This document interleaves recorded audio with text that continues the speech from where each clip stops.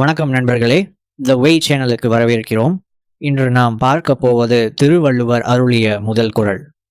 இந்த ஒரு வரியில் உலகத்தின் முழு ரகசியத்தையும் மறைத்து வைத்திருக்கிறார் வள்ளுவ பெருந்தகை. அகர் முதல எழுத்தெல்லாம் ஆதி பகவன் முதற்றே உலகு. இந்த குறளின் ஆழமான பொருளை ஒரு சிறிய கதை மூலம் பார்ப்போம். பழைய காலத்தில் ஒரு சிறிய கிராமத்தில் குருகுலம் ஒன்று இருந்தது. அங்கு ஒரு ஆசிரியர் தனது மாணவர்களுக்கு பாடம் சொல்லிக் கொண்டிருந்தார்.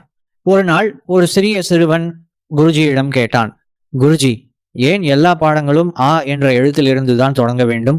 ஏன் க அல்லது அம் என்ற எழுத்தில் தொடங்கக்கூடாது? குருஜி புன்னகைத்தார்.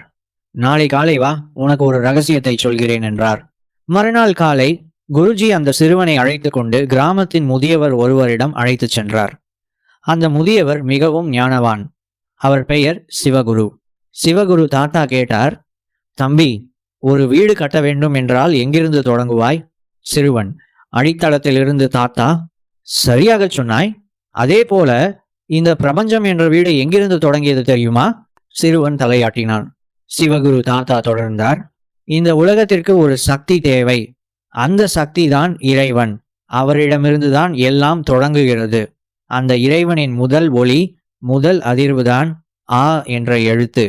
தம்பி, நீ மூச்சு விடும்போது கவனித்து பார். உள்ளே காற்று செல்லும் போது என்ன ஒளி வருகிறது? ஆ என்ற ஒளிதான். நீ அழும்போதும் முதல் ஒளி ஆ தான். நீ சிரிக்கும் போதும் ஆ தான். இதுதான் இயற்கையின் முதல் ஒளி. சிறுவன் ஆச்சரியத்துடன் கேட்டான், அப்படியா தாத்தா? ஆம் தம்பி, வள்ளுவர் சொல்வது இதுதான். எழுத்துக்களுக்கு ஆ எப்படி முதலோ அப்படியே இந்த உலகத்திற்கு இறைவன் தான் முதல். அவரிடமிருந்து தான் எல்லாம் பிறக்கிறது. அவர்தான் அடித்தளம். சிவகுரு தாத்தா ஒரு உதாரணம் சொன்னார். ஒரு பெரிய மரத்தை பார், அதன் வேர்கள் தெரியாது. ஆனால் அந்த வேர்கள் தான் மரத்திற்கு ஆதாரம். அதுபோலத்தான் இறைவன். அவர் தெரிய மாட்டார், ஆனால் அவர்தான் இந்த உலகத்தின் வேர். நண்பர்களே, இந்த குறள் நமக்கு 3 முக்கிய பாடங்களை கற்பிக்கிறது. 1. பணிவு, ஹியூமிலிட்டி. நாம எவ்வளவுதான் முன்னேறினாலும் நமக்கு மேல் ஒரு சக்தி இருக்கிறது என்பதை நினைவில் கொள்ள வேண்டும். ஆ என்ற எழுத்து மற்ற எழுத்துக்களுக்கு அடித்தளம் போல இறைவன் நமக்கு அடித்தளம். நம்பர் நன்றி உணர்வு, கிராட்டிடியூடு. நாம் சுவாசிக்கும் காற்று முதல் நாம் உண்ணும் உணவு வரை எல்லாமே இறைவனின் கொடை. இதற்கு நன்றி செலுத்தி வாழ வேண்டும். 3.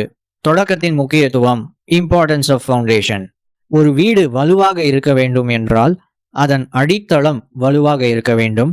அதுபோல நம் வாழ்க்கை வலுவாக இருக்க வேண்டும் என்றால் நம் அடித்தளத்தில் இறை நம்பிக்கை இருக்க வேண்டும்.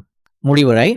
வள்ளுவர் இந்த ஒரு வரியில் சொல்வது, இந்த உலகம் சீராக இயங்க வேண்டும் என்றால் நாம் நம்முடைய ஆதார சக்தியை, இறைவனை மறக்கக்கூடாது.